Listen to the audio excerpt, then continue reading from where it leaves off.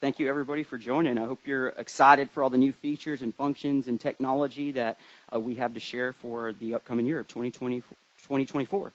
Now, just a little bit about me, and we'll get right into it. Again, I'm one of our applications engineer. I work out of North Texas. Specifically, I live in Salina, Texas. And although I still call myself the rookie, I've been with MLC going on 2 decades now almost. So I feel like I've been around the block. With that said, what we have in store today, we're going to, since we have a lot of content to cover, in this first half, we'll be looking at how we are leveraging some of the new 2024 tools that MLC CAD has to offer to solve some very common design challenges that our customers have come across. We'll then take a little short break, and when we come back, we will look at the manufacturing and simulation side. And then we'll hang out, Marcus and I, for the last few minutes of our webinar so you guys can hit us up with questions, and we'll have a short Q&A at the end of the time. So let's dig right into it. So although I wear many hats here at MLC CAD, one of them is being a father, an AE, and just a general good coworker, I'm going to switch roles today, and I'm going to put myself in a role of design engineer with one of our customers in a company called Bowhead. Now, who is Bowhead and what do they do?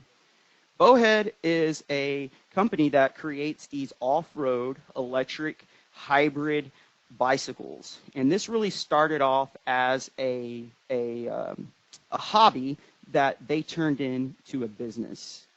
And what we'll be going through today is looking at how Bowhead leveraged the SolidWorks suite of tools, including SolidWorks, PDM, the platform, simulation, to solve a lot of their design challenges to get their product to market and to their customers. Now, one of the unique things about Bowhead is their configurability of their bicycles. So if you were to go to Bowhead's website and you were to go order one of these are high-end off-road hybrid electric manual bicycles. And their customers really have a need for customizing these to tailor them to what their specific style of riding and application is. Now, the challenge of that for Bowhead is that it requires a lot of on-their-feet thinking and manipulations of the models. And so that's where Bowhead really leveraged the 2024 tools to help them get their design to market quick and fast. Now, what we're going to start looking off today is the handle assembly. And what I want to do is I'm going to go ahead and dig right into SOLIDWORKS 2024, and so we can look at some of the new features that Bowhead was using. Now, one of probably my favorite things that we've added in 2024 is the ability to more effectively share files. Now, how many of you have ever taken a file and tried to send it to a vendor or a partner only to get the email back from them saying, hey, we're not running the current version. We're running last year's version. We haven't upgraded yet. Well, now, if you go to the File Save As command, what you're going to see is in the Options command, you're going to see 2 new options in file types. Leveraging SOLIDWORKS 2024, you can now save files back to previous major versions. Now, what's really neat about that is what I like to do is come in here and add a suffix just so I can make sure that I'm keeping these things organized. Once I hit save, it's going to go ahead and save this part back into a previous version. What that means is instead of sending them a step file, my customer now gets the benefit of getting my full feature tree along with any sketches that are applicable in that model. Meaning, I can now send them this file in a 2023 version, although I'm running 2024. Now, to finish this up, I'm going to go ahead and grab this sketch, and we're going to do a quick revolve cut. One option that you're going to notice that will kind of streamline your workflow is the ability to flip the side that you're cutting when doing a revolve cut, which eliminates the need for any kind of complex sketch to finish out this little handle. Now, let's move our design over to one of the little support braces inside that handle assembly. And what I like to do to finish this out, I'm going to do just a standard linear pattern. And we're going to give this a value of 22.5 millimeter and a simple instance of, say, quantity of 3. And we will choose our pattern right here to get created. Now, one thing that I love about the 2024 feature inside the patterning is you're going to see this brand new option called Symmetric. And so what Symmetric does is it eliminates that need for you to have to go and put in a 2-direction seed pattern, having to remember what those are, And also, when I'm modifying this, I now don't have to modify it in 2 different locations. We'll let SolidWorks do all the work.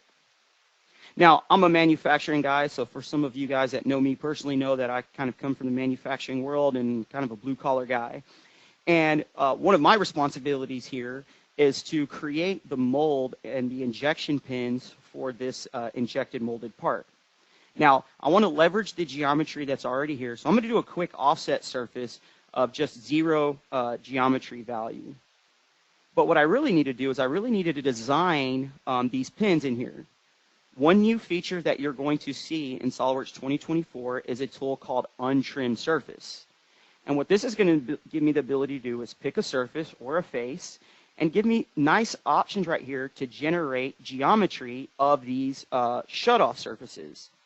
In this case, I can merge it with the original to create one shut-off surface, or I can actually tell SOLIDWORKS to create individual pieces excluding that parent surface, where I can now start designing these custom pins across each one of those injection ports. Now, a little shortcut, not necessarily new for 2024, but remember, you can use Tab and Shift Tab to hide and show bodies. So I can bring back my original body, and now as I make these modifications, I know those surfaces that I'm going to be building my injection pins are always staying current and up to date. Now, one thing that I do a lot is I create a lot of mounting type hardware. And in this case, we have a mounting bracket here that's going to be used to mount the handle. Now, to get this created, I want to go ahead and leverage a hole pattern, but I want a unique hole pattern. And so in order to create this, I'm actually going to draw a reference rectangle here at a specific angle. So I'm going to just draw a simple rectangle here. Now, like all my sketches, I really like to get this fully defined. So what you're going to notice is when I click on any kind of sketch geometry, you're going to see a little quick dimension icon pop up. If I were to move my cursor over to that dimension and give it a double click, it now gives me the ability to type in a value on the fly without actually ever leaving my sketch tools to go get Smart Dimension. So let's see that one more time. In this case, I'm going to come over here and click on this vertical line, or the long side of the rectangle. Again, it gives me a preview of what that value is. If I wanted to turn that preview into an actual dimension, all I got to do is give it a quick double click, and it'll go ahead and give me the option to type in a dimension. What's really neat about this is as I'm creating relationships using control selecting, those dimensions are not going to be conflicting with any existing relationship. On top of that, if I were to control to select maybe 2 lines at an angle, it also gives me the ability to put in other supplementary dimensions other than just linear dimensions. Like anything else, I can modify these to give it a different value by just simply giving it a double click. Now what I've done here is I've created a reference sketch. And I'm going to use this sketch inside SOLIDWORKS 2024 to go ahead and create a hole pattern. And in this case, I like to leverage what we call the hole wizard. And to get this thing mounted, we will use a countersink hole, leveraging a metric standard, using a 3mm flathead screw. So all that you've been able to do for quite some time. But what you're going to see here as you guys come into 2024 is on the Positions tab, there's some brand new options in here that are going to leverage some of the geometry that you've already created on your screen. One of those options is the ability to use an existing 2D sketch, eliminating that need for you having to go and create a bunch of sketch points.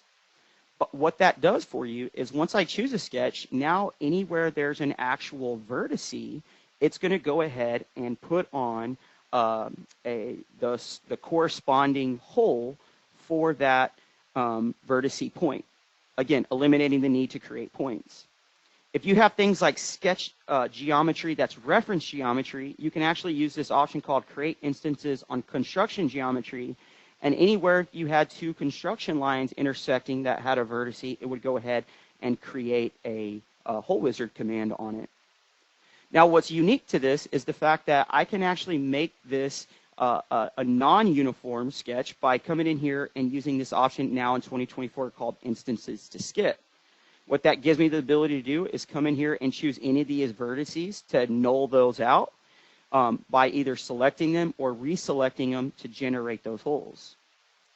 So again, SOLIDWORKS 2024, streamlining that workflow to create this, this mounting plate for my handle. Now, one of my absolute favorite things here is a brand new command that turns a subassembly into a multi-body part. So what you're seeing right now is you're seeing a subassembly that's literally consisted of 3 parts.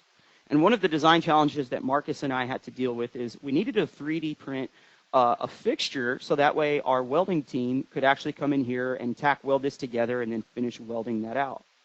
Now the challenge with that was the fact that I needed this my jig fixture really to be modeled up as a single component. And so I want to model that jig fixture up around this existing assembly. But we all know if I can do an insert component right here and create an in-context part inside the subassembly, but it creates a lot of overhead on that model, and it could be a little bit cumbersome and an overwhelming workflow. So let's see how we can leverage SOLIDWORKS 2024 to get a more streamlined workflow. To do that, what you're going to notice is underneath the tools man, a brand new option called Make Multi-Body Part. What happens when I select this is it's going to turn this subassembly into an actual SOLIDWORKS part file. Now, some of you guys might be thinking, well, can I do that right now by using a save as command?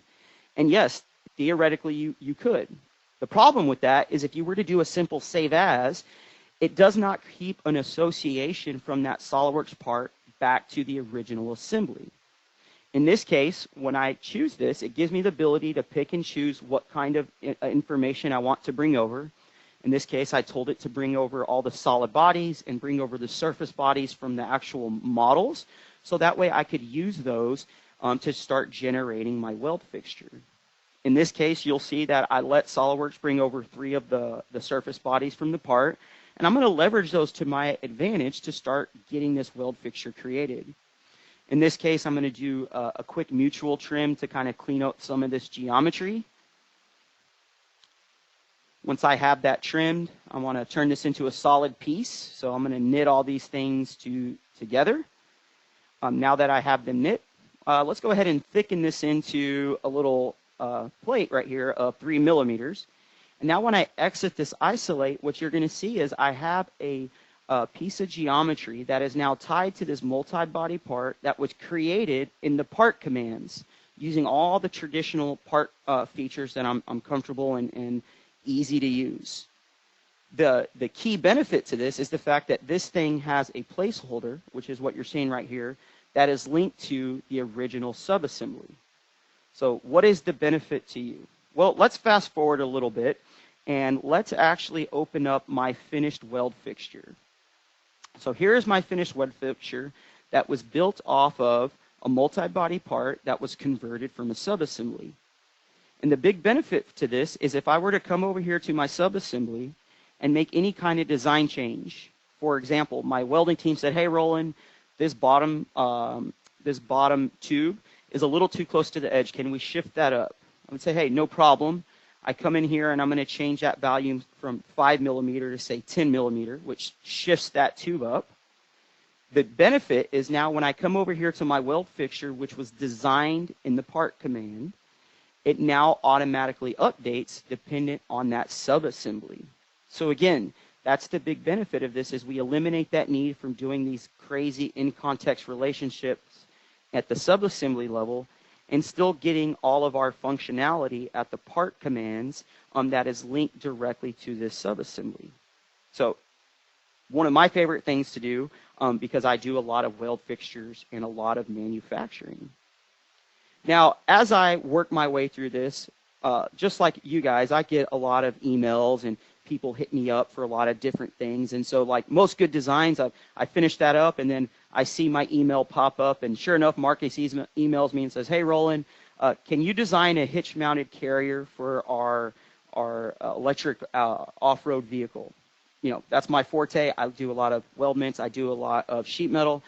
No problem. So let's see how SOLIDWORKS 2024 helped Bowhead as they were building this carrier.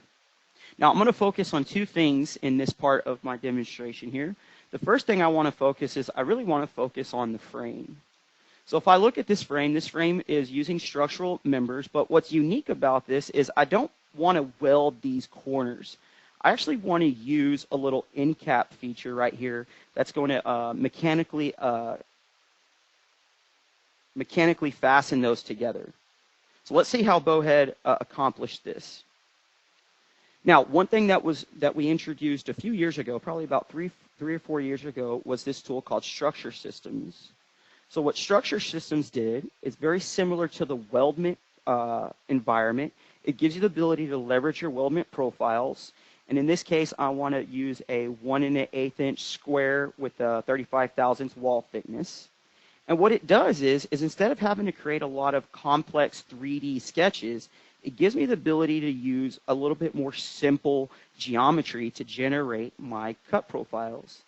In this example, I chose all the edges on 2 surfaces that were very easily generated from just reference surfaces. And you're going to notice inside SOLIDWORKS 2024 an updated UI. The updated UI gives you more control on how the profiles are going to be aligned on the edges of the surface that I selected, and also on the alignment. Now, if you're new to structure systems, what we generally do is we create what we call primary members, which is the beginning of our structure systems, and then we come back into it with the secondary member.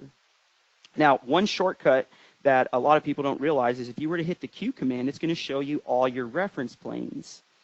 And in this case, inside the structure systems, I'm going to use these reference planes to my advantage. And the way that I do that is by simply selecting these and then using this option called member pair. Now, what member pair gives me the ability to do is to select 2 structure pieces. And as I select these structure pieces, you're going to see it's going to use those reference planes and create adjoining pieces that are intersecting those reference pieces. Now, as I go through this and I confirm and I actually get out of my structure systems, 2024 is going to give me some brand new options here that give me more control on how these corners are going to be joined together. In this case, I can now set a custom reference plane on to generate those miter cuts. As I progress through my structure system, I can see that there's new options and a new UI for my simple 2-member and my complex corners. In this case, let's drill down into one of these corners, and so I'm going to zoom into this selection. Now, so you can see this a little better, I'm going to add a little bit of extension, but again, you're going to see an improved UI that's going to give you more options. So in this case, I can do an in-butt in either direction. I can do a miter. But one thing that's new for 2024 that I'm leveraging a lot already is this in-corner option called open corner. What that does is it actually offsets these 2 members back, eliminating the need for me to calculate what those cuts are needing to be or having to do those cuts manually. That way I can use my mechanical end piece to actually join those together. Now, once I have that and I confirm out of here, we can see that my structure system is now generated. Now, when I'm communicating information for my downstream members, a lot of the times I go back and forth between units. And so let's go take a look at the cut list properties here. So I'm going to right-click on my property, and I'm going to get in here to the properties of these items. One brand new function that you're going to be able to leverage here is the ability to get into these properties and add more granular information. Specifically, I can now tie in the unit information to a cut list property automatically. To do that, all I have to do is click in the value text expression, and I'm going to see a brand new option here that gives me the ability to go grab the unit length off of my template. So now, if I were to change my template units, that cut list property is going to automatically update. Now, you can do that in a cut list. You can also do that in a custom property of a file. So for example, if I were to come over here into the weight property of this file, I can click in there, I'm going to hit spacebar 1 time, and again, you'll see the ability for me to go grab the units off of the custom template. Once I hit OK, those units are now tied into that property. Now, what's the benefit of that, right? Well, again, if you're like me that I toggle back and forth between the units, I no longer have to worry about my drawing being in a different unit. because my property in that bill of material, or in this case in that cut list, is pulling from the model. So that way when my end user looks at that cut list, they're going to know exactly what that length is and the corresponding unit. Now let's dig back over here into our subassembly, and let's take a look at how we generated this liner.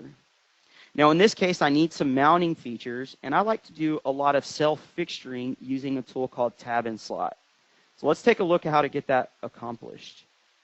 Now, if you're not familiar with tab and slot, what tab and slot does is it creates an external little rectangular tab and a corresponding cutout feature in the mating component.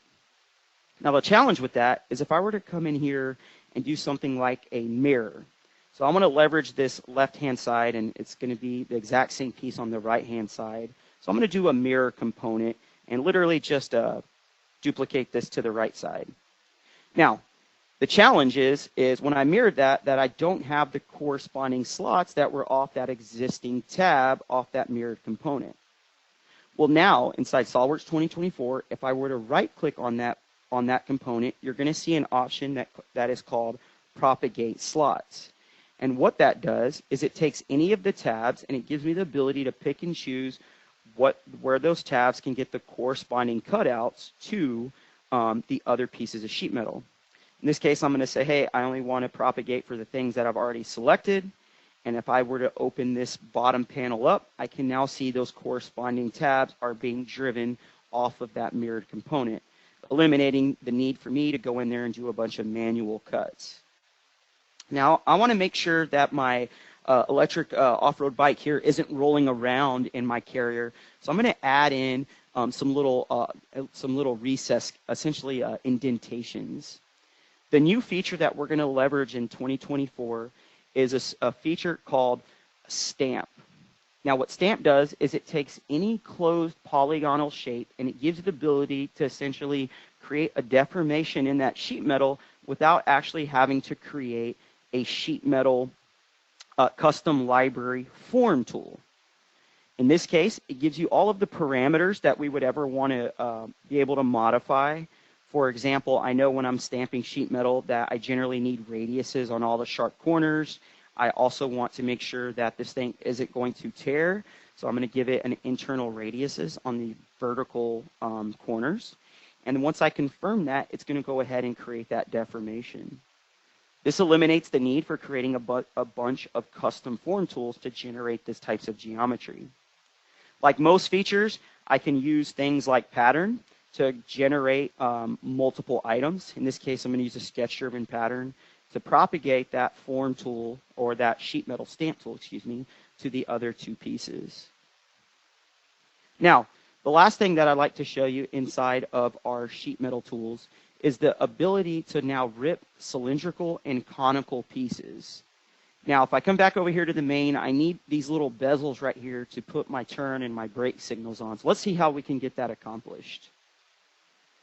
Now, a lot of the times for me, and I do a lot of sheet metal work, I'll create something and it'll start off as a solid piece of geometry, knowing that I'm going to have to go ahead and turn this into a flattened sheet metal good. Well, we've made that process a lot simpler. Now, the rip command in 2024 supports the ability to rip cylindrical and conical faces. All you have to do is select an edge and select a reference point, and then you're going to get these nice options right here to define how that rip is going to be created. Previously, you would have to do this with like a complex sketch and then doing some sort of extrude cut or something like that, maybe a surface trim or whatever. Now, the rip command supports, again, cylindrical and conical faces. Now, to wrap this up, right, if I come back over here, I need to create some marketing content. And so my marketing team hits me up and they say, hey, Roland, can you generate some high-res images for us to put on some of our branding on our website and maybe on some of the packaging? And I would say, sure, no problem. Well, if you didn't know, every seat of SOLIDWORKS comes with a tool that is on subscription called SOLIDWORKS Visualize. New for Visualize in 2024 is the fact that we have added support on the back end for a mode called DSPBR. Now, what is DSPBR? This is a more industry standard for creating high-res images, very similar to a lot of the other tools that our marketing team is already using. So what's the benefit of this in 2024? The benefit is an improved UI. It makes it easier to apply things like scenes and decals and images to both parts and to the background. And it gives us the ability to generate more tightly integrated high-end images. So let me show you what Visualize 2024 with the new supported DSPPR mode gives us the ability to do. So Bowhead was able to generate all their marketing content, and here's some of the examples of that. Now, as we move along, Marcus and I, we've been doing a lot of design content, and our customer comes to us and they said, hey, we'd really like a more ergonomic design of this handle. And we say, okay, yeah, no problem. I think we can take care of that. But, for most of you guys that might know me I live kind of more in the mechanical world. I'm not a very free-form type guy, and I don't really have any ideas of how to make this cylinder better. So how can we do that? Well, Marcus comes to me and says, hey, Roland, I think we have a partner and a vendor, one of our guys down in Austin, Philip, he's done some of this work. Let's share this with him and let's collaborate with him. Now, the challenge of that, of sharing and collaborating, has always been sending files back and forth and marking things up and just working in a more complete ecosystem. Well, now, moving forward with the 2024 release of tools, every seat of SOLIDWORKS is actually going to be coming with what we call cloud services. It's included with it. In this case, from SOLIDWORKS, I'm going to share a file with one of my partners, and in this case, I'm going to actually share a step file, and I'm going to put this in the cloud, right? So again, every seat of SOLIDWORKS now comes with ability to share into what we call the 3D Experience platform. What's cool about this is my partner doesn't even need to pay for any kind of license. He can leverage a free viewing license inside the platform. And so what he does is he opens up my shared file, in this case my step file. He doesn't need to install eDrawings or anything like that. He can just use his web browser and use some of the familiar tools like redlining and markups, and even share comments back to me inside the platform. In this case, he's giving me some ideas of how we can improve this design. We can use a more updated profile for the handle, and maybe we can even remove some of the weight out of the handles by taking that and adding in some sort of lattice. What's cool about that is me being a SOLIDWORKS user, I can still stay right inside SOLIDWORKS and leverage the 3D drive within the platform to see those comments and to see some of that information that Philip has been conveying back to me. I can even convey back to him some of my ideas, and I say, you know what, I think this is a good idea. Let's go ahead and integrate both of those things into our system. So again, all new seats of SOLIDWORKS moving forward in SOLIDWORKS 2024 come with access to the 3D Experience platform. On top of that, my partners can use a free license to collaborate with me and markup and share their ideas back inside that platform.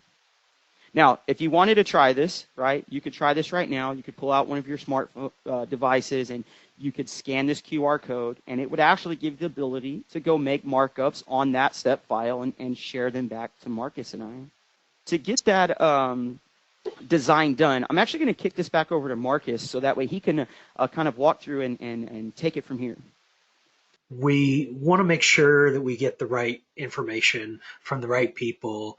And, you know, instead of having meeting upon meeting where a whole bunch of people get in the room and sit around and take turns talking, we did it inside the platform, and we got this feedback that we kind of sort of decided on, right? The final feedback was we want a new handle with improved ergonomics. So we've got that going here.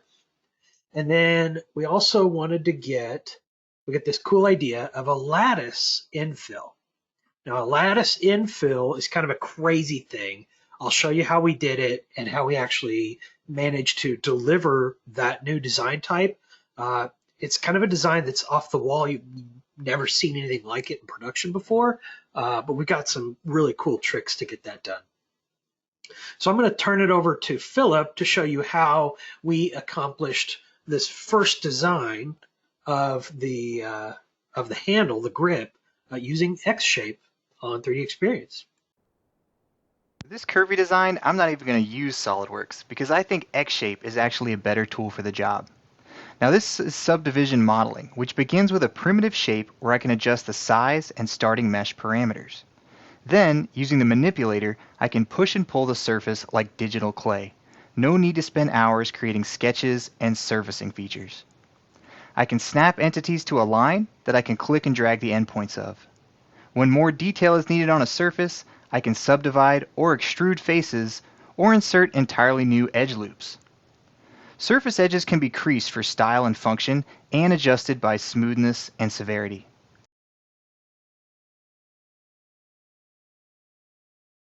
When modeling from 2D sketches, I can jump from one profile to another, making adjustments along the way. Aligning a surface to a curve is as easy as drawing on screen with the cursor. Copying and pasting previous surfaces makes it easy to explore new concepts. I can scale them as needed and then continue sculpting. The Reflect tool quickly creates a mirrored copy of the subdivision surface, saving me the hassle of doing it myself. Of course, section views are available when modeling, and even designed for manufacturability tools such as draft analysis are available. When checking the quality of surfaces, Mesh Inspection identifies intersecting elements, and sometimes the cage view is useful, which shows the mesh from which the curved surfaces are generated. When I need to focus on a portion of the surface, I can isolate it with the working zone, so the rest of the model is left untouched. This is really useful as things become more complex and I start using tools such as soft selection to affect more vertices at once. For more prismatic spots, I can flatten areas of the surface to use as sketch planes. Then it's up to me whether I stay in the web browser and take advantage of parametric features from XDesign, or bring the model into SOLIDWORKS to do the functional work there. Now, staying in the web interface, I can do things like monitor the part performance from the system status, switch from a fillet to a chamfer on the fly, or skip the sketch and immediately start extruding faces. This is what's called a super feature. I can actually toggle between extrude, revolve, and sweep without leaving the property manager. I can even stop and make a new sketch while in the middle of a command. Of course, I have the option to leverage both cosmetic and physical thread options for holes and studs. While thickening faces, any problematic areas are highlighted, so I can adjust my surfaces or thickness accordingly. This single modeling environment allows me to create new components from features or bodies and makes rearranging my components in subassemblies pretty darn simple. If I want to get really fancy, I can even switch between the different cloud modeling apps in the same interface. The X-generative design takes things to another level with algorithmic approach to modeling, combining interactive 3D geometry and visual sculpting. You use operator boxes to quickly generate complex patterns and watch the model evolve. And of course, if changes are made to the original geometry, patterns update automatically as you'd expect. And anywhere in my 3D Experience platform, I can use built-in lifecycle tools to explore and organize the revisions and branches of the design. These toolsets finally allow a SOLIDWORKS user to marry the form and functional worlds. So that's a pretty amazing set of technology when you're able to really take a complex design and take it even to another level. And with that, we're also going to look at this Lattice Designer. Now, I'm not going to show you this, but it's a new app that's up and coming on the 3D Experience platform, literally just called Lattice Designer, and it builds and designs lattices based on really basic sketch or shape input. And we were able to generate these 4 ideas that we really liked. And so we now have what we need is 2 parts that need to be built with a lot of complexity, right? A lot of detail, but we don't need very high volumes. So we're looking to try to make these without spending a lot on tooling. And for that, we're going to look at our new partner, the Formlabs, and their SLS. SLS just means selective laser sintering. There's 2 major materials that you want to use in there, either nylon, 11 or 12. It's either pure nylon or it's got some carbon or glass fiber reinforcement. or you can do a TPU. And so with the TPU, that would be great for, it's like a rubber, right? That'd be great for that grip outer housing. In both cases, we can do some significant volumes. You can actually use this for production output. These are, end user ready parts. These are not sort of taking a hit because they are coming in from additive. So the way this works is you'll get your designs done and put them into the preform software, and you can pack in that cabinet, that build chamber, as much as you can. It's like dumping parts into a bucket and shaking them down. So here, Bryce in our Dallas office is putting in some new powder onto the machine. And the powder is a mixture of used powder, right, that wasn't melted and bound previously, and new powder. And then you can just kind of dump it in. And because it's powder, you don't want to make a mess. So it's got these trap doors to kind of make it possible to transfer without really having loose powder moving around. The printer goes through and it smooths out a single layer, a real thin layer of plastic, and then it lasers the whole thing, puts out another layer, lasers that, melts it down to the previous one, and it can go through that entire cabinet in, with warm up and cool down. You're talking maybe half a day or so. Once it's finally cooled down, you just take that cabinet out and put it in the sift. The sift is just a unit that captures the used powder. So every bit of powder that gets going through that screen and down through a sieve is going to get reused. So there's really no waste.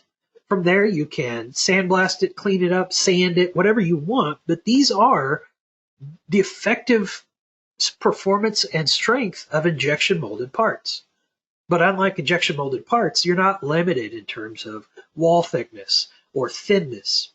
This really fine one, there's no way we could have molded that for multiple reasons, and it came through amazingly well.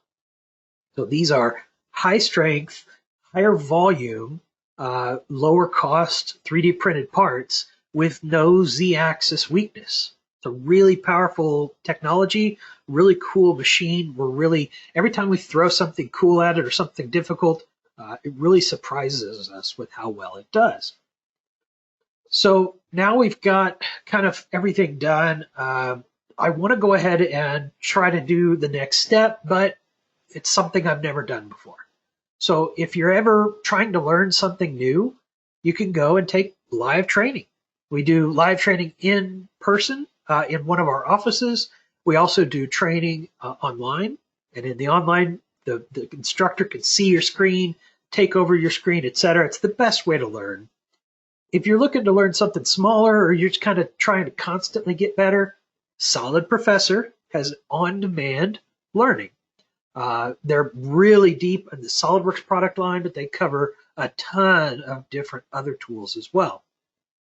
And if you get a subscription, you get them all. You'll be able to see these lessons in multiple versions, so you can work with it in the version that's most comfortable to you, and download files.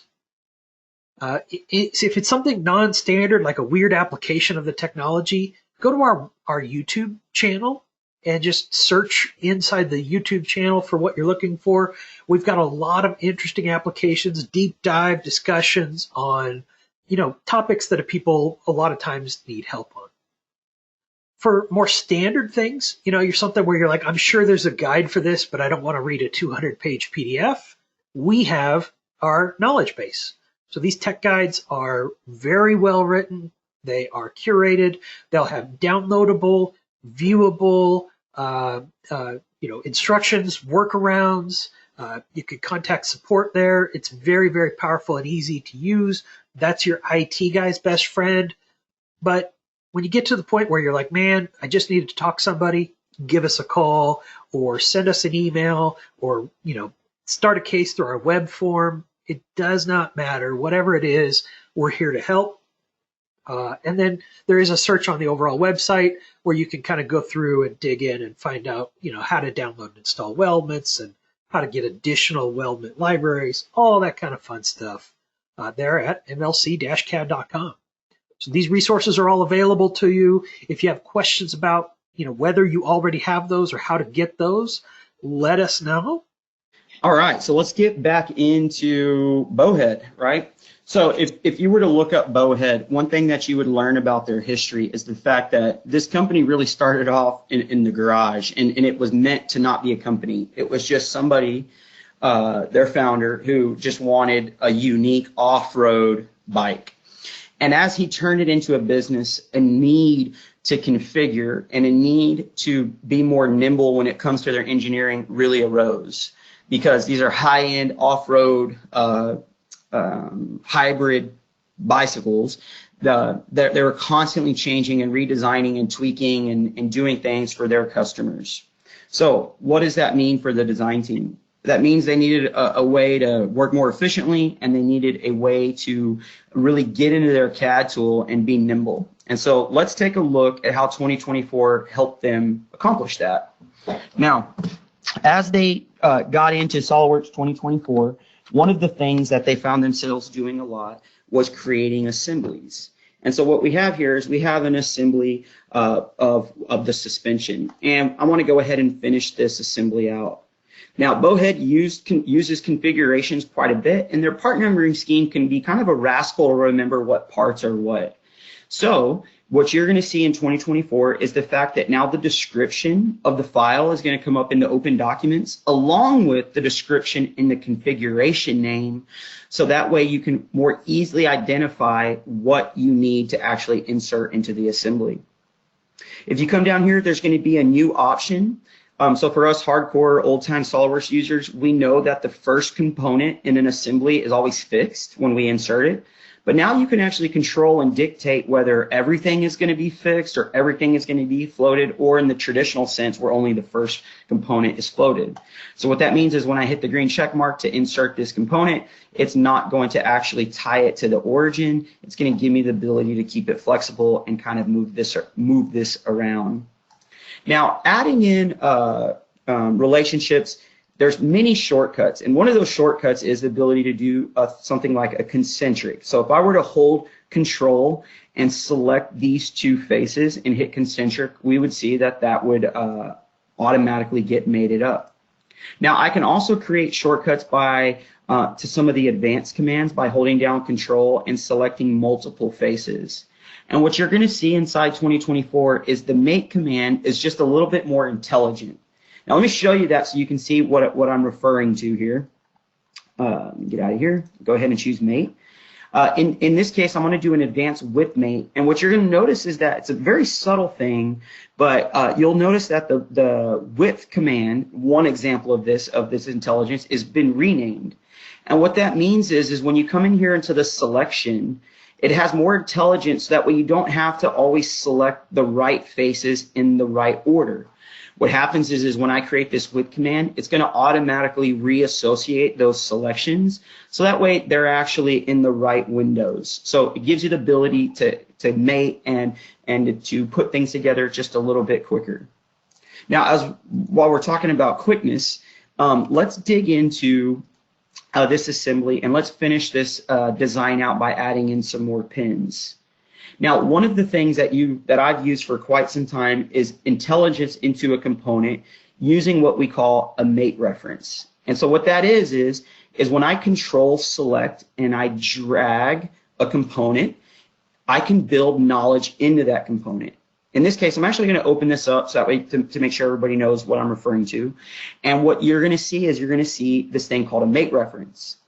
Now, the challenge with a mate reference is sometimes if you got too close to something, it might want to accidentally mate to something that you didn't really want to get tied to. You're going to see an option inside SOLIDWORKS 2024 called Create Mate Only when the names match. And what that means is as you generate your mate references, it will only try to propagate that mate reference as if the name of the two references is actually identical.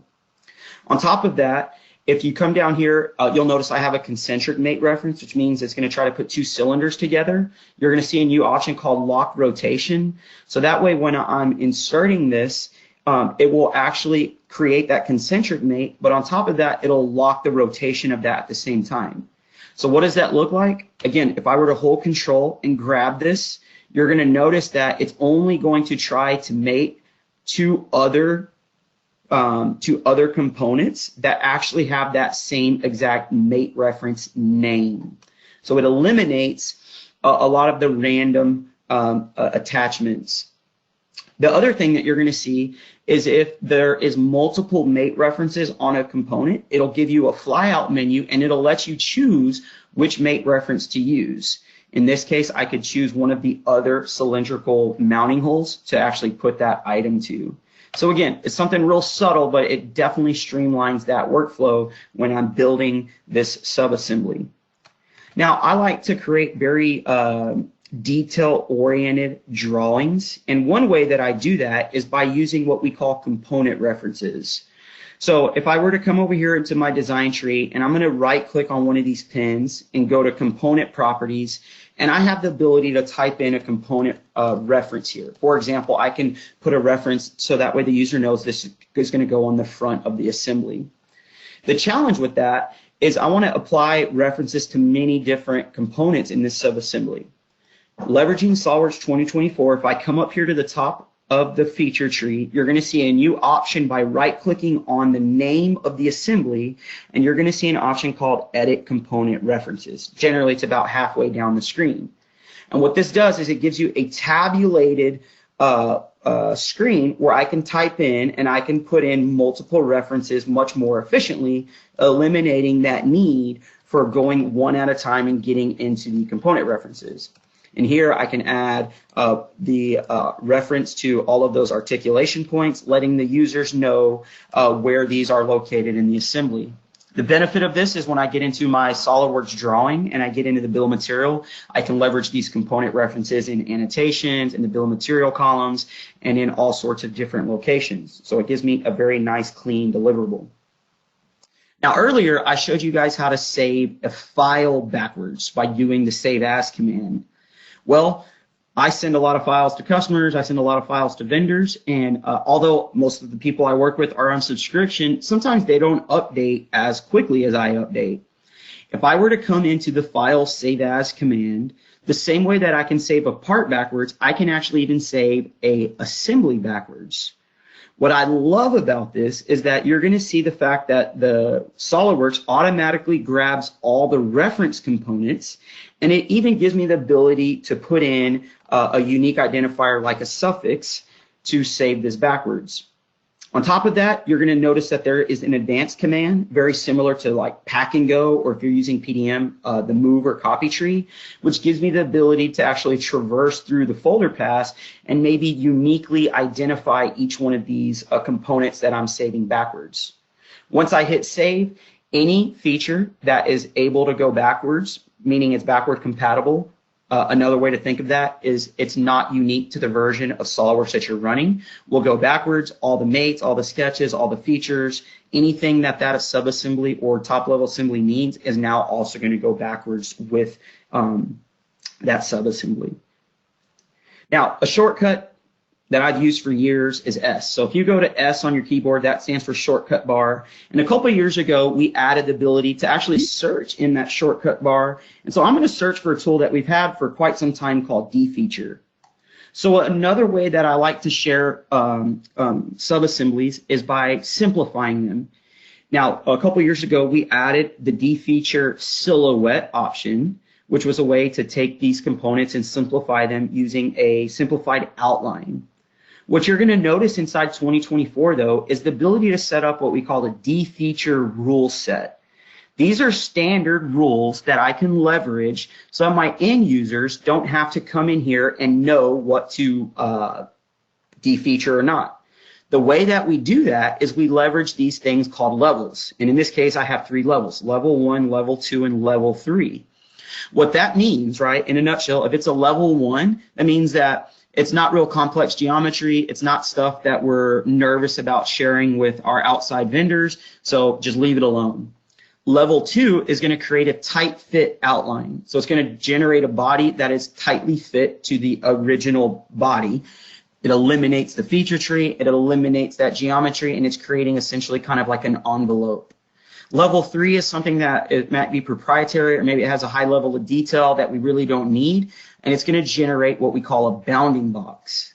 And so that way, this is actually creating a rule set, and the user doesn't have to identify that. Once I hit apply, it's going to take that standardization, it's going to apply it to the components, and then in turn, it's going to give me a little preview of the Defeature command. And again, the benefit of this is to take something that is complex and share it by simplifying it down. This is really good for things like large assemblies that I don't need the high level of detail, or when you're sharing it to somebody outside your organization and you don't want to give them the, the exact model set. So here's my preview. I can then go ahead and confirm this. You'll also notice in 2024, I can propagate any visual properties depending on my selections. And once I have that, I can confirm this, and then it would create my simplified part. Now, one thing that I've always combated for years is opening up a subassembly and then seeing the fact that it has errors. And I'm like, oh man, I got to go back and fix all these errors. New for SOLIDWORKS 2024 is if you come over here and you find a pattern that is missing a reference, a brand new option right here called auto repair now will evaluate that geometry and go ahead and find a new edge or a new reference for that pattern to automatically fix it, eliminating the need for you to go in there and manually find that missing plane. So again, something real subtle, but definitely going to help you as you work through your designs. Now, one thing that I really can't show live, so I kind of put it in a video, is inside SOLIDWORKS 2024, we have enhancement just on the hardware side in the hardware acceleration. So you're going to see massive performance increases inside SOLIDWORKS 2024, especially for a lot of the new hardware technology that is coming out. We can now handle that new technology, leveraging our hardware acceleration. Again, nothing that you have to do specifically, just a much tighter, cleaner UI as we drive through that.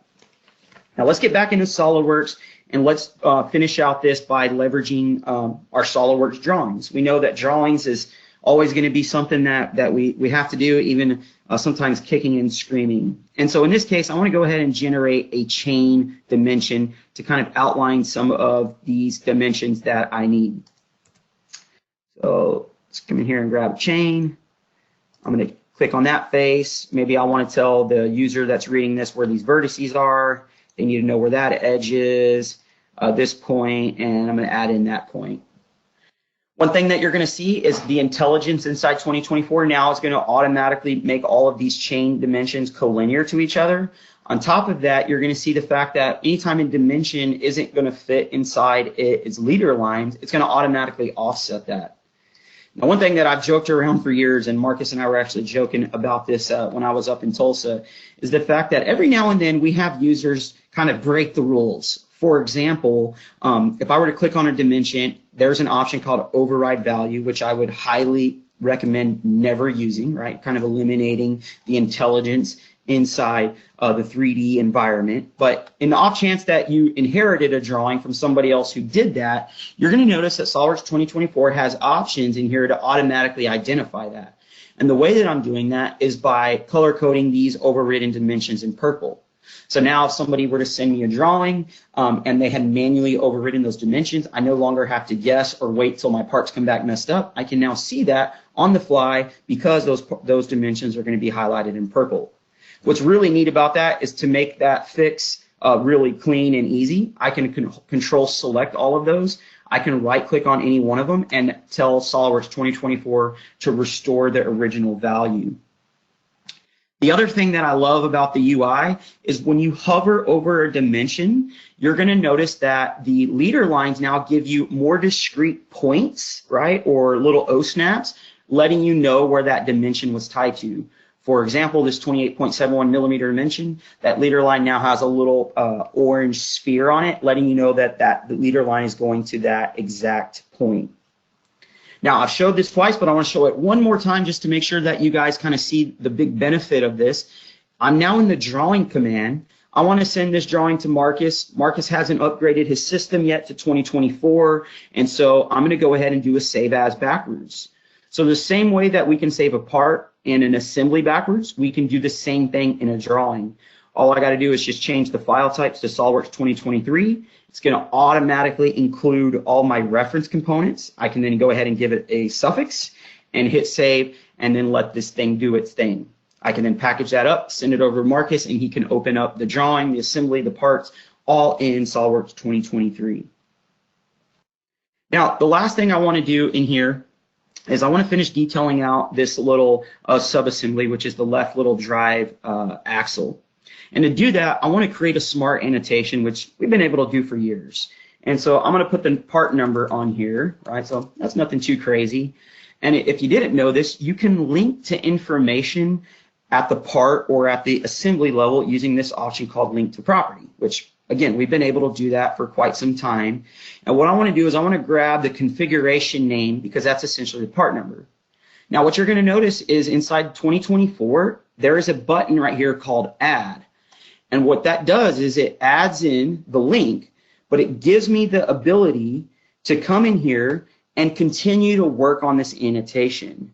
For example, I want to now grab the description. So instead of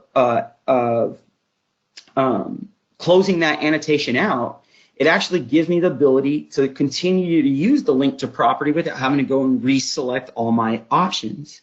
In this case, I'm going to choose part description. Again, if I hit add, it leaves that window open, so then I can come in here and add more information in. Once I'm done, all I got to do is hit enter, and that will confirm that out, and it creates that smart annotation. So again, that streamlines that ability to add more links inside your note command.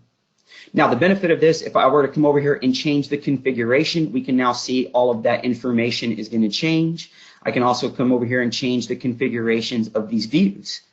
And when I do, I notice I've got a little boo-boo here, right? When I change this configuration, a couple of my dimensions are now missing their reference edges. And the reason is those configurations didn't have that same geometry in there. Well, we've made it even easier to fix these broken dimensions. Now, if I right-click on this dimension, you're going to see an option called reattach. And so what reattach does is instead of having me to either delete the dimension or go try and drag those leader lines, real discreetly, I can now simply go choose a new reference edge. In this case, I really wanted to go to the top edge, and it makes it very easy to reattach that dimension to a new reference. Let's look at that one more time. So again, if I come down here, if I right-click on this and choose reattach, I don't have to go drag that leader line. I can simply just come choose a new edge, and that dimension is going to automatically get attached to the new piece. Now, like all good workflows here, I've created a lot of content, I've created a lot of data, and how am I going to manage that data? Well, I recommend everybody using some sort of vaulting tool or some sort of vaulting mechanism for you to control your data, whether you're one user or 20 users. And the way that I do that is I like to leverage a tool called PDM. Now, if you didn't know that, a lot of our seats actually come with PDM. So anybody running SOLIDWORKS Professional or SOLIDWORKS Premium has the ability to use PDM Standard. Some of you guys might already be leveraging PDM Professional.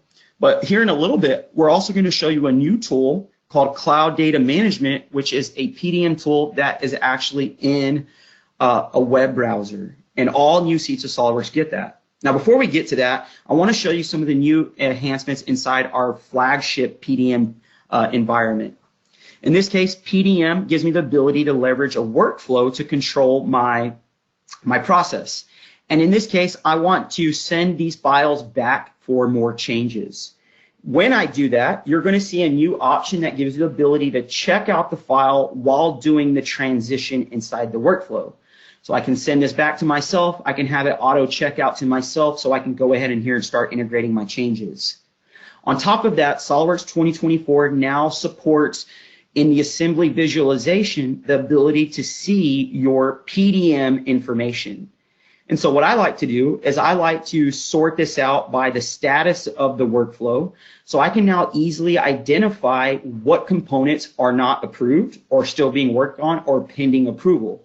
What's neat about that is I can actually save that as a display state, which makes it easy for me to toggle back in there as I finish this design and see what needs to be finished. So assembly visualization gives you that ability to now leverage your PDM information visually inside the assembly environment.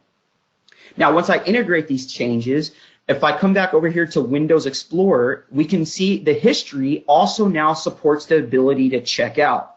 Now, I've been joking around for some time, you know, that could be a good thing or a bad thing. Now we can see when people have started the work, meaning when they checked the work out. We can see when they checked it in, which gives us a better idea of how long it took them to finish that specific item.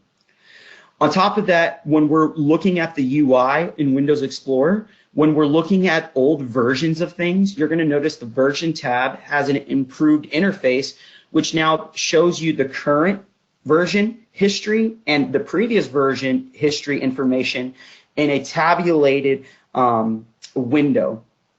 The Where Use tab has an improved UI, so for users that don't have access to certain components, they're going to now see that a little bit easier. It's going to just show them no access. And on top of that, the Where Use and the Contains tab now also supports what we call the treehouse mode, which is a way to visually see the thumbnail and the history of how this thing has been put together in a more unique way. Now, treehouse has been quite some time, so if you didn't know what that was, you can go Google it or hit me or Marcus up. We can kind of send you some information on treehouse, but that's been around for quite a few years. Now PDM supports the treehouse view in the Contains tab. For those of you that are already leveraging PDM Professional, you're going to notice that the Web 2, so if you were broadcasting your vault out via a web page, the web interface now supports thumbnails and has an improved UI, which is going to give you access to a lot of the similar tools that you're going to see inside Windows Explorer. On top of that, in the Contains tab and the Where Use tab, you're going to see all the same tools that you would see in Windows Explorer, so the same thing that a traditional user gets inside a web browser. The web browser also gives you the ability, if you have the permissions, to now download older versions of files holistically. For us that are managing organizations, the PDM admin tool has also been enhanced, where we can now see the license usage a little bit more granularly, and it makes it even easier for us to clean up our workflows. So if you've been using PDM, either standard or professional, you'll know that over time, sometimes your processes change in an organization. A brand new function inside the workflow management is the ability to archive unused workflow states. It makes it easier to visualize what's going on. Also, if we needed to bring back a workflow state, you can simply unarchive it too. Now, all of those things make it easier for you to manage your organization. And again, if you find yourself saying, Roland, well, I don't know what PDM is, I just use a map drive, I would highly encourage you to leverage one of the tools that you might already have access to. Now, if you said, man, I've always wanted to use a PDM system and I don't know how to set one up, I'm not sure what to do, I've seen a lot of new functions, but, what's the next starting point? Well, one thing that Marcus and I and all of our teams here at MLC do is we really focus on customer success, and we do that in lots of ways. One is Marcus already talked about instructor-led in-person training. We have our virtual training. We also now have the ability to use Solid Professor. Software implementations. If you are not using a PDM tool and you just saw some of these enhancements and you said, hey, I need a better way to manage that, we're here for you. I would encourage you to reach out to your local team or even me. I could help you to do that. We have a tech support, which will send out all of that information at the end of our webinar. This day and age, one thing that a lot of people don't realize we do is they just see us as the SolidWorks guys, but we actually have the service to provide a dedicated server. So if you find yourself using a PDM tool, but you're short on IT resources, or you want to use PDM, but you don't have a server, we actually have hosted dedicated servers as a service. So we can be essentially like your IT team. On top of that, as you start seeing a lot of these new functions, you're going to start seeing the MLC success plans. These are ways that we can get more in-depth support outside of our traditional tech support for our customers and provide a lot of this extra technical guidance that a lot of times people need. Now, as we move on, the next thing that I'd like to introduce, and I'm going to kick it back over to Marcus to do that, is a brand new tool called Cloud Data Management. Now, all new seats of SolidWorks are going to have cloud data management in it. And I'm actually going to kick this back over to Marcus so that way he can kind of walk you through that and cover some of those enhancements inside the cloud data management tool. Yeah, man. Thank you. So yeah, it's not PDM, but it is data management that's cloud aware. And I'm going to let Philip kind of explain the whole process and talk about what it does for you and how it works. If you're looking for a PDM system that doesn't require servers or an IT department, can be accessed from anywhere, has automatic backup, security, and out-of-the-box configuration, just check out the cloud services that come included with all new seats of SOLIDWORKS. This is what Google Drive or OneDrive would be if they were made for CAD users. You get the performance of locally cached files with all the benefits of cloud storage. Sharing your files externally for markups and redlines is just the beginning. This part has come back with more ideas for saving weight, and I've made the changes to the model and want to share it with the rest of the engineering team. I'm simply going to save this into 3D Experience to the official 3D space and make this a new revision with comments. I'll unlock the file and save it in so others can see my new work and take write access to it. And of course, my revision comment and revision value is available in a table on the face of the drawing. If we're all happy with this, we can start making use of the maturity and send this file from in work to waiting on approval all the way to released. And of course, because this is a database, searching and finding data is easier than ever. The search is immediate and goes deep into metadata and across descriptions, names, and part numbers. Know who's working on what at all times. And because your data is on the cloud, it's even accessible to non-CAD users and product managers who can set up dashboards, visualize data, and manage your teams and projects from anywhere. Explore and filter the structure of your design or run comparisons of geometry and properties, all without ever having to open SOLIDWORKS. The same search tools are available right in the web browser, so we can filter down and find exactly what we're looking for with cross-highlighting in the interactive 3D preview. To go further, we can tag items with our custom properties or metadata. For instance, if I want to search for all components that are left in the maturity state waiting for approval. And perhaps I'm not the only person who can approve and release files, and I need to bring some others into the fold. When you're ready to formalize your release process, you can make use of routes, which are customizable linear or parallel approval tasks assigned to members of your team. Once the tasks are completed, you'll have full access to the sign-off history, and the route will automatically update the status of the attached designs and even send out notifications. So hopefully you see kind of what is possible with that 3D Experience platform. It's definitely something you can start at the share and markup capabilities and kind of work your way up, see how it works for you and your company. So not a one-size-fits-all solution. But in that example, we were taking a casting and, we needed to do a design change. And we're going to push that design change back to the foundry so that they can make a new casting that has this new feature in it. But we've got to deal with what's in process. We also got to make sure that the actual design is going to work. So we need to field some prototypes. But how do you prototype a cast part? So in this case, we've got a few options. Because this is aluminum, we could go through and replace the aluminum with an onyx with carbon fiber reinforcement on like a Mark Forged printer. But because Z-axis weakness is a problem, and this part has a lot of different directions going on, it's really not a great option for us. We could print this out of stainless steel, and believe it or not, when you print the Metal X, you print with sparse fill, you can actually get a stainless steel part or a tool steel part with the same effective density as aluminum because it's hollow inside. But again, that's not really what we're looking for because we want to know, will the aluminum cast part with this modified geometry work?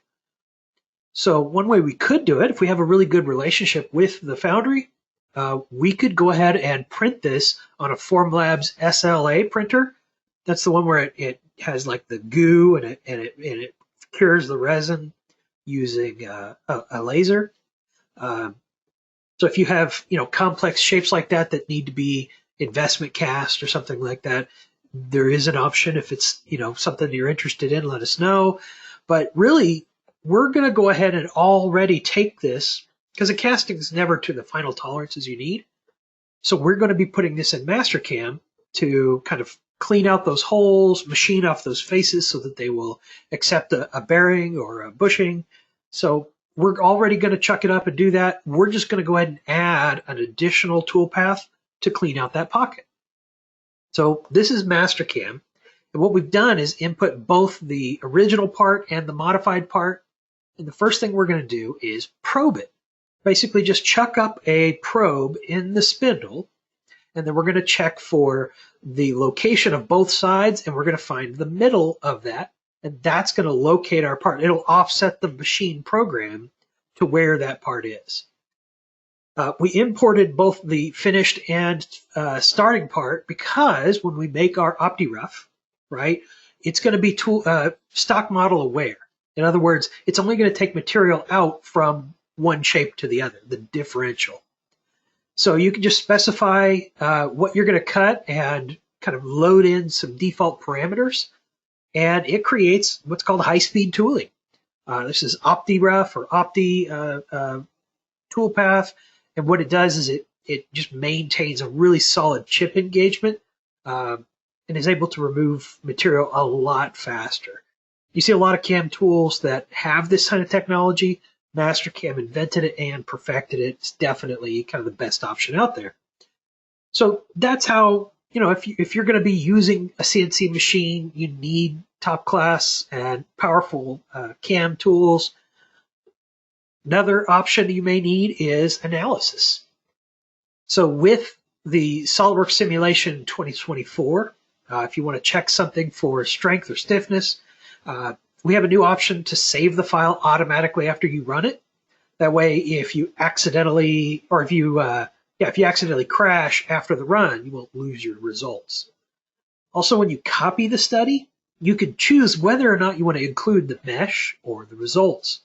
A lot of times, I'll copy the study and I'll increase the mesh density and rerun it. So I don't want either of those copied.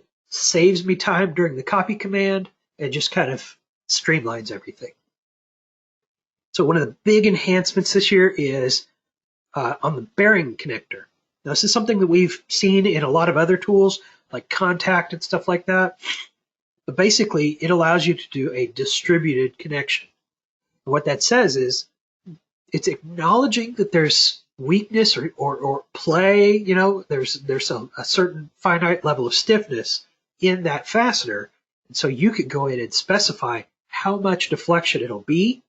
And so in this case, this derailleur, if it's got a really heavy load on it, it might twist a little bit, and we could check and see whether or not that's going to be a problem for the chain alignment.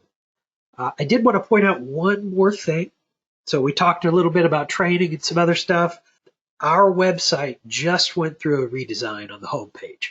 And with that, we launched some of the biggest promotions we've ever seen. So if you have any need for SOLIDWORKS, additional licenses, upgrades, anything or everything, definitely check it out. Reach out to your local sales rep and check out our new homepage. We worked pretty hard on it. The marketing team, really tried to make it a much more engaging video.